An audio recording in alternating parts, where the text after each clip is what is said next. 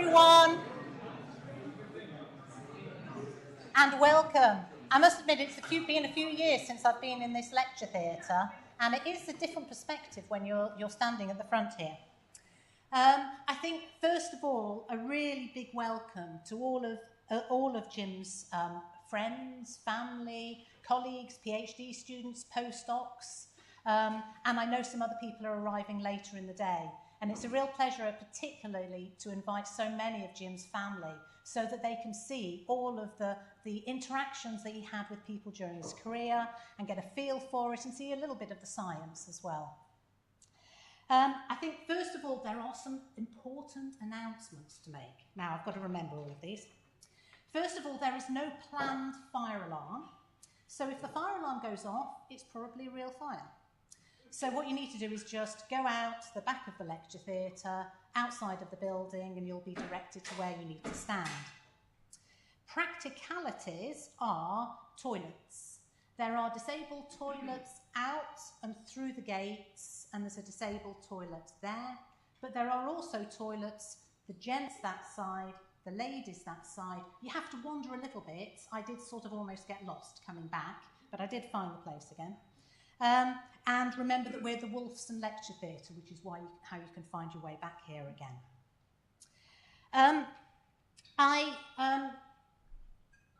Escape that. Wanted, first of all, just to say a few words about Jim. And if I can get that going now. Jim was such an important figure to many of us throughout his time here in Cambridge and in Liverpool before, and in general throughout his career. I mean, he was a remarkable man. He was never boastful. He was always supportive. I've got anything, Barry? Drop the cube down. A little bit of feedback. Are you using that? I am. Oh, okay. Is this okay?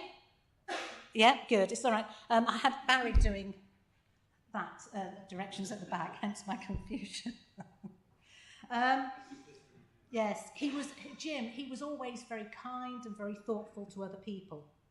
And whether it was him being our PhD supervisor, or latterly a colleague, or, for so many of us, he's been a mentor throughout our careers. And that's really, whatever we did. Whether we stayed in science or not. If you kept in contact with Jim, he was always there for you. He was born in 1935 in Liverpool, the eldest of 3 children. And I remember him telling me about the times that he was evacuated to Wales. And he had such high regard for his mum at the time, who managed to cope with the kids being in a new place, and just getting on with things. He then went back to Liverpool after the war, and was a brilliant student at school. But I only heard this from his family. This is something Jim had never mentioned when I knew him through his time at Cambridge or after. He was modest. He was also very quietly determined, and he had a wicked sense of humour. And I do remember so many times if we went round to Jim and Ruth's house for a barbecue or something, you'd hear Ruth going, "Oh, Jim," in exasperation. He was also a great storyteller, and the story grew with the telling. And one example that really comes to mind was when I had a supervision in his office on the 2nd floor up in this building. And it was a final year supervision, so the groups were very small, and on that occasion it was just myself and Jim. And I went to leave at the end of the supervision, and the door wouldn't open. So we rang for technical support, and they came along with a ladder, and they removed, I'll go on again, they removed the glass from the top of the building, and then the room, and then I climbed out. But at the time, there were just a couple of curious people thinking, I don't know what's going on here. But in the retelling, Jim would always tell us there were 20 people there watching and cheering. And it got to 40. And I think he did it every time just to wind me up a little bit. But yes, absolutely a lot of fun. And you can see this here. You know, we went to a conference and he was the one that wanted to play on the sand and be buried in it.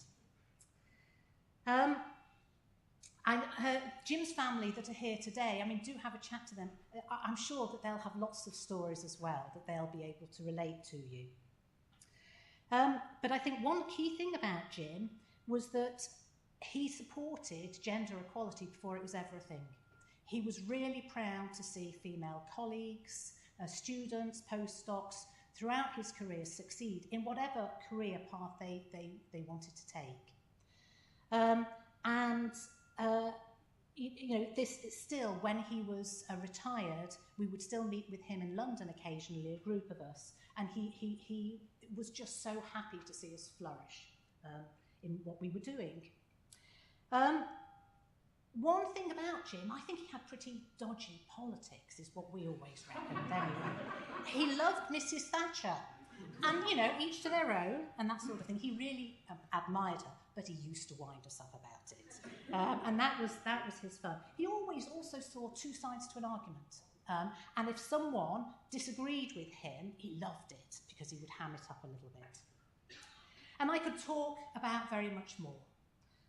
But I think really, in summary, he was a wonderful friend, a wonderful mentor, and a wonderful colleague, and a wonderful family member to all the people that are here today. And so I hope that you have a wonderful day, and you can talk about a few memories of Jim as well during this time.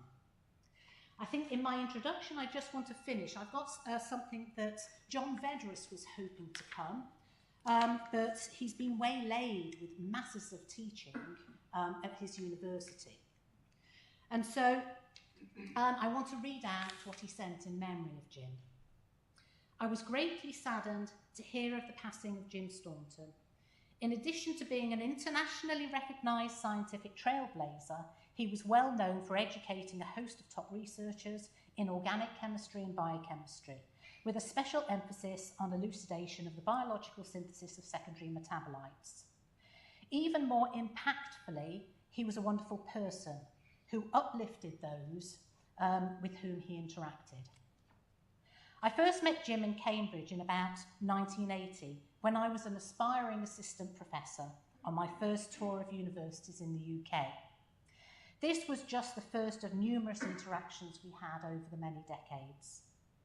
After some scientific discussions on polyketide biosynthesis, he took me on a highly informative historical tour of the university, as well as Cambridge itself. And when we entered King's College Chapel, I was astounded by the architectural beauty of the site. Typically, in his low-key, quiet fashion, Jim smiled and said, "Some people believe this is the finest example of English Gothic building in these islands, but others think York Minster is better." And later he took me to a lunch at St. John's, where I was again amazed by the long traditions and the astute company at the table. Jokingly, Jim quietly said, "One of the other reasons to be a fellow here is the great wine cellar." And this droll sense of humour also characterised Jim's own astoundingly informative and groundbreaking scientific presentations at conferences. Despite his wonderful advances in understanding how molecules were assembled in nature, he was always modest, humorous, curious, and wonderfully creative. And he is sorely missed by all of us, and I think that captures it very much. So thanks, John, for sending that.